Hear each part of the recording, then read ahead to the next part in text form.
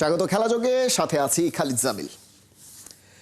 প্রথমেই 3 উইকেট হারিয়ে বিপাকে পড়া বাংলাদেশ শেষ পর্যন্ত প্রথম দিনটা শেষ করলো দারুণভাবেই। ক্যাপ্টেন নাজমুল শান্তর সাথে অভিজ্ঞ মুশফিকুর রহিমের 250 ছুঁই পার্টনারশিপ গল টেস্টে শ্রীলঙ্কার বিপক্ষে 292 রান তুলে দ্বিতীয় দিন শেষ করেছে টাইগাররা। শান্ত মুশি দুজনেই শতক পুরো করেছেন শেষ সেশনে। ম্যাচ রিপোর্টে বিস্তারিত। শেষ বিকেলের পড়ন্ত আলোয় লঙ্কান বোলাররা বোধহয় একটু বেশি চেপে ধরেছিল নাজমুল হোসেন শান্তকে। ডিপ পাইন লেগে সুইপ করে বল ঠেলে পাঠানোর চেষ্টা করছিলেন কেবল, একটু একটু করে এগিয়ে যাচ্ছিলেন সেঞ্চুরির পথে। শেষ পর্যন্ত এলো সেই ক্ষণ। নার্ভাস 90-র ফাড়া টেস্ট ক্রিকেটে শান্ত পেরিয়ে গেলেন ষষ্ঠবারের মতো, তুলে নিলেন সেঞ্চুরি। কিন্তু ব্যাপারটা তো কেবল সেঞ্চুরি নয়, দলীয় 45 রানেই 3 উইকেট হারিয়ে ফেলা বাংলাদেশ দলকে সেই খাদের কিনারা থেকে টেনে বের করার মিশন। আর সেখানে captain leading from the front, সাথে ছিলেন বাংলার ক্রিকেটের মিস্টার ডিপেন্ডেবল মুশফিকুর রহিমও। প্রথম থেকে দিনের শেষ পর্যন্ত ব্যর্থ করেছেনই, সেই সাথে মুশি তুলে নিয়েছেন ক্যারিয়ারের 12 নম্বর সেঞ্চুরি। এই ফরম্যাটে বাংলাদেশের হয়ে সবচেয়ে বেশি শতক মুমিনুল হকের, তিনি এখন মুশির চেয়ে মাত্র একটা সেঞ্চুরি দূরে। গল টেস্টের প্রথম দিনে শান্ত মুশফিকের পার্টনারশিপে এসেছে 247 রান।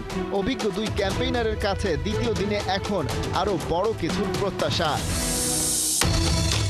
এর আগে প্রথমে ব্যাট করতে নেমে প্রথম সেশনে ভালোই বিপাকে পড়ে বাংলাদেশ।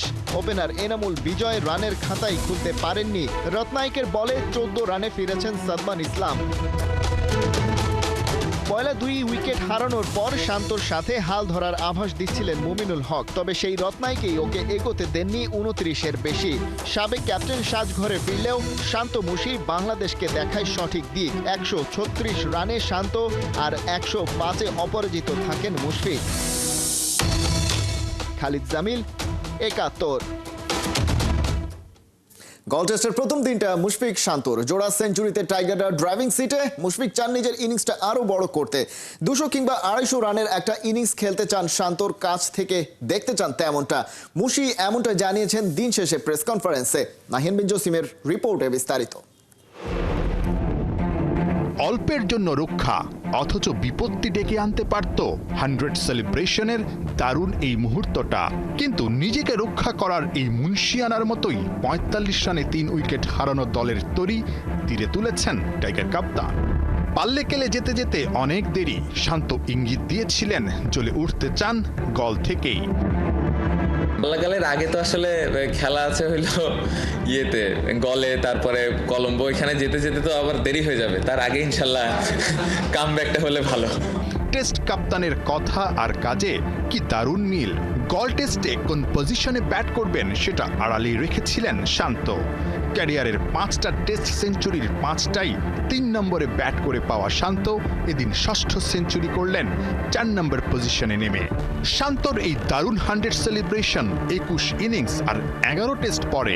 পুরো ইনিংসে শান্ত ছিলেন কনফিডেন্ট, চোখে পড়ার মতো ছিল টেস্ট টেম্পারমেন্ট। 202 বলে ঠিক 50 স্ট্রাইক রেটে শান্তর সেঞ্চুরি।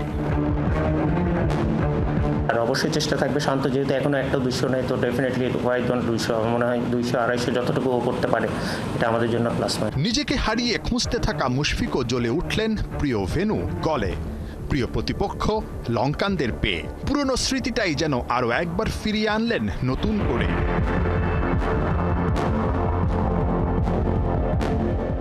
14 বছর আগে যেখানে ক্যারিয়ারের প্রথম ডাবল সেঞ্চুরির দেখা পেয়েছিলেন, সেখানেই মুশি সেঞ্চুরি করলেন 14টা ইনিংস পরে। ক্যারিয়ারের 12তম টেস্ট সেঞ্চুরি, শ্রীলঙ্কার বিপক্ষে চতুর্থ। ব্যাট হাতে হতাশা সাম্প্রতিক পারফরম্যান্সে মিস্টার ডিপেন্ডেবল নিজের উপর থেকেই যেন হারিয়ে ফেলছিলেন ভরসা। রাওয়ালপিন্ডি টেস্টে 191 রানের ওই ইনিংসটা খেলার পর 50-র দেখাও পাননি সবশেষ 7 টেস্টে। মুশি জ্বলে উঠলেন ঠিক সময়ে দলের প্রয়োজনে। Almost end of my career, তো every innings is very special for me. তো আমি চেষ্টা করি ম্যাক্সিমাইজ করার, নিজেকে 100% ট্রাই করে প্রিপারেশন নেওয়ার, এবং আমার সামনে যে অপরচুনিটি আসে ওটা গ্র্যাব করার চেষ্টা করি। তো অনেক সময় হয়, অনেক সময় হয় না। প্রতিপক্ষ যখন শ্রীলঙ্কা, মুশফিক তখন ইউনুস খান, সচিন, ইনজামাম, দ্রাবিড় কিংবা উইলিয়ামসনদের কাতারে। লঙ্কানদের বিপক্ষে সবচেয়ে বেশি রান করা ব্যাটারদের পরিসংখ্যানে মুশি সেরাদের কাতারে। নাহিয়ান বিন জসিম, ৭১। দেশে বিদেশে টি-20তে টানা ব্যর্থতা উত্তরণের উপায় খুঁজছে বিসিবি, তাই নতুন ক্রিকেট মৌসুমে টি-20কে বেশ জোর দিচ্ছে। বিসিবির প্রোগ্রাম কোঅর্ডিনেটর মিনহাজুল আবেদিন নান্নু বলছেন, বিপিএল ড্রাফটের আগে এনসিএল মাঠে গড়ালে ক্রিকেটারদের ফায়দা হবে, উপকৃত হবে দেশও। এবার একাধিক শহরে গড়াতে পারে টুর্নামেন্ট। সাইফুল রূপকের রিপোর্টে বিস্তারিত। যদি 1%ও সুযোগ থাকে, শেষ পর্যন্ত লড়াই করো। জাতীয় দলের পোশাকে সতীর্থদের সঙ্গে ছবি দিয়ে পুরনো দিনগুলো স্মৃতিচারণ করছেন এলিটা কিংসলে। হয়তো পর্যাপ্ত সুযোগ পেলে হামজা শমীদদের সঙ্গেও খেলতে পারতেন এই ফরওয়ার্ড। তবে যদি কিন্তুতে বিশ্বাসী না এলিটা। ভক্তদের দেয়া প্রতিশ্রুতিতে আবারও ফিরতে চান লাল সবুজের জার্সিতে। প্রতিনিয়ত করে যাচ্ছেন হার্ডওয়ার্ক। তবে যদি ফিরতে না পারেন ন্যাশনাল জার্সিতে, হয়ে যান ক্লান্ত, বিদায় জানাবেন ফুটবলকে। সেক্ষেত্রে বেছে নিবে কোচিং পেশা, তবে সেটা অন্য কোনো দেশের হয়ে নয়, বরং বাংলাদেশের। Retire from football and then become a coach. And you know, funny enough, I don't want to go outside. I want to do everything here, because even as a coach in Bangladesh, if I take a club side and do well with a club side, then it will be very good for me, and it will be very good contribution to the country's football.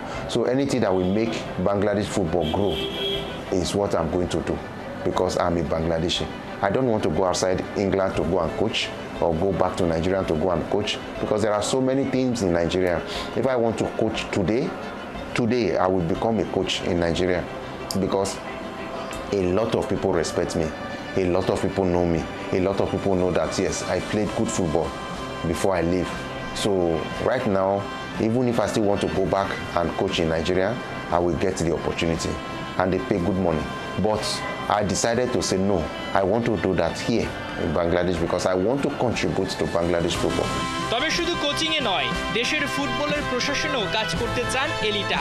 ৭১-এর খেলাযোগকে খোলামেলা জানিয়েছেন নিজের ভবিষ্যৎ পরিকল্পনা। যে দেশের হয়ে খেলতে সংগ্রাম চালিয়েছেন, সে দেশের ফুটবলের জন্য অবদান রাখতে মরিয়া ৩৫ বছর বয়সী এই ফুটবলার। তবে তিনি ভালো মতোই জানেন কাজটা কঠিন, অনেক বাধা পেতে হবে। তিনি জানেন ক্লাবগুলোর দুর্বলতা, তারপরেও এলিটার লড়াই চালিয়ে যাওয়ার ইচ্ছে দেশের ফুটবলের উন্নতিতে। Apart from coaching, administratively, I also want to contribute whenever I'm given the opportunity to tell to the right people, this is not good, this is not good. You have to do it like this. But there are so many things in Bangladesh that are not right. Bangladesh as a whole, as a football nation, is supposed to have personal facilities. All the clubs are supposed to be having personal facilities. That is the basic, that is where to start from.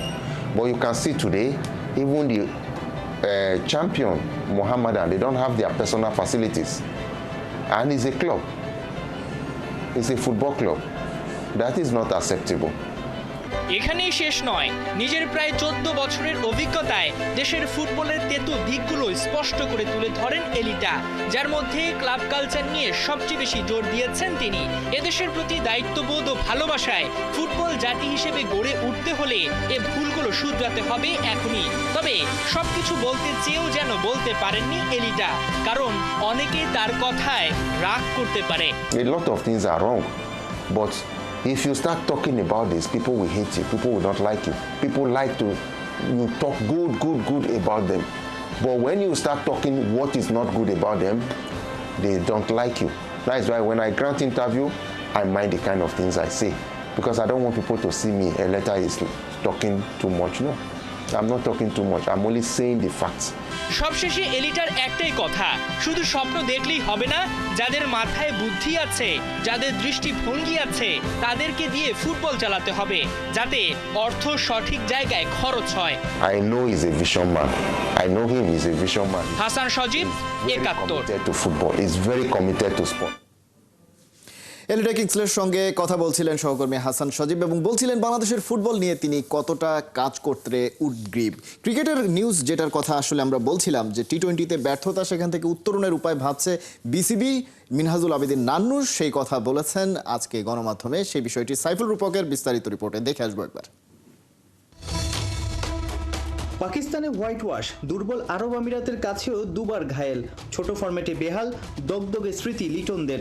প্রায় 2 দশক ধরে আন্তর্জাতিক টি-20 খেলছে বাংলাদেশ, বলার মতো অর্জন নাই এখনো। গেল মৌসুমের আগ পর্যন্ত বিপিএল এর বাইরে ছিল না আর কোনো ঘরোয়া টি-20 আসর। বিদেশিদের ভিড়ে জায়গা হতো না অনেক প্রতিভাবান লোকাল ক্রিকেটারের। গেল ডিসেম্বরে নতুন রূপে মাঠে গড়ায় জাতীয় ক্রিকেট লিগের টি-20 মহারণ, যার ফায়দা বিপিএল এ পেয়েছিল দেশি ক্রিকেটাররা। ছোট ফরম্যাটে টাইগারদের আরো পোক্ত করতে এবার এনসিএল নিয়ে ভিন্ন ছক আঁকছে বিসিবি। গত বছর তো আপনি দারুণ একটা ইনিশিয়েটিভ নিয়েছেন, ব্রেইন চাইল্ড বলা যায়, যে এনসিএল টি-20, যেটার একটা ইম্প্যাক্ট কিন্তু আমরা বিপিএল এ দেখেছি। প্লেয়াররা, লোকাল প্লেয়াররা শুরু থেকেই ফর্মে ছিলেন, ভালো খেলেছেন। এবার আসলে আপনারা কি ছক আঁকছেন বা নতুন কোনো টুর্নামেন্ট বা কোনো কিছু? এনসিএল টি-20তে এখন যে ডিসিশন ক্যালেন্ডার করা হয়েছে, এটা এনসিএল আমাদের 4 ডেজ যে ম্যাচটা হয় ওটার আগে হবে, এবং এটা একটা প্রাথমিক একটা আলোচনা হয়েছিল যাতে বিপিএল এর ড্রাফটের আগে হয়। তাহলে একটা সুবিধা হয় যে ওখান থেকে অনেকগুলি খেলোয়াড়কে তাহলে পিক করার জন্য সুবিধা হয়, এবং এটা দেওয়া যায়। ওইভাবে চিন্তা করে ক্যালেন্ডারটা করা হচ্ছে। এখন এই ক্যালেন্ডারটা যদি বোর্ডের সামনের বোর্ড মিটিংয়ে অ্যাপ্রুভ হয়ে যায় তাহলে ওইভাবে আমরা আগাবো, এবং আমার মনে হয় সিজনটা স্টার্ট হবে যে এনসিএল টি-20 দিয়ে। জাতীয় ক্রিকেট লিগে পারফর্ম করাদের জন্য খুলে যাবে বিপিএল এর দুয়ার। তবে এনসিএল এর মঞ্চটা দারুণ রাখার চ্যালেঞ্জ থাকছে বিসিবির। গেলবার সপ্তাহ 2 আসর গড়িয়েছে সিলেটের 2 মাঠে। নিয়মিত খেলা থাকায় শেষের দিকে পিচ নিয়ে উঠেছিল প্রশ্ন। খেলার মান বাড়াতে এবার সিলেটের পাশাপাশি চট্টগ্রাম এবং ঢাকাতেও গড়াতে পারে টুর্নামেন্টটা। এনসিএল টি-20টা এবার কোন মাসে হতে পারে? September, mid September. কোন মাঠে হতে পারে? বা গতবার তো শুধু সিলেটেই হয়েছে। ওটা এবার তখনই আমাদের একটা চিন্তা ভাবনা ছিল বিভিন্ন জায়গায় খেলা, যারা ট্রাভেল করে খেলে, ওইভাবে চিন্তা ভাবনা করে আমরা ভেন্যুগুলো ঠিক করছি। বাংলাদেশে দেখা যায় টেস্ট কিংবা ওয়ানডের মানসিকতার ক্রিকেটাররাও টি-20তে একের পর এক সুযোগ পাচ্ছে, ব্যর্থ হচ্ছে। সাবেক প্রধান নির্বাচক, বর্তমানে বিসিবির প্রোগ্রাম কোঅর্ডিনেটর পদে থাকা নান্নু মনে করেন দেশিদের নিয়ে নিয়মিত এনসিএল টি-20 হলে অচিরেই ছোট ফরম্যাটের জন্য স্পেশালিস্ট ক্রিকেটারও পেয়ে যাবে টিম বাংলাদেশ। সাইফুল রূপক, 71। খেলার মাঠে ফুটন্ত কুড়ি যারা দেশের উদীয়মান ক্রীড়াবিদদের গায়ে ট্যাগ লেগেছে, যাদের গায়ে তাদের ভবিষ্যৎ সুরক্ষিত করাই লক্ষ্য বিকেএসপির। ক্রিকেট, ফুটবল, হকি সহ দেশের 21 ফেডারেশনের সাথে বসেছিল তারা। সিদ্ধান্ত এসেছে একে অন্যের সাহায্য করেই গড়ে তোলা হবে জাতীয় ও আন্তর্জাতিক মানের ক্রীড়াবিদ। অর্ণবাপীর রিপোর্ট। ছড়িয়ে ছিটিয়ে থাকা মানিক রতন এক সুতোয় গাঁথতে পারলেই মেলে সাফল্য। বিচ্ছিন্নতার পথকে একত্র করতে পারলেই ছোঁয়া যায় কাঙ্ক্ষিত লক্ষ্য। 10-এর লাঠি 1-এর বোঝা আর 10-এ মিলে করলে কাজ, সফলতা আসেই কাল কিংবা আজ।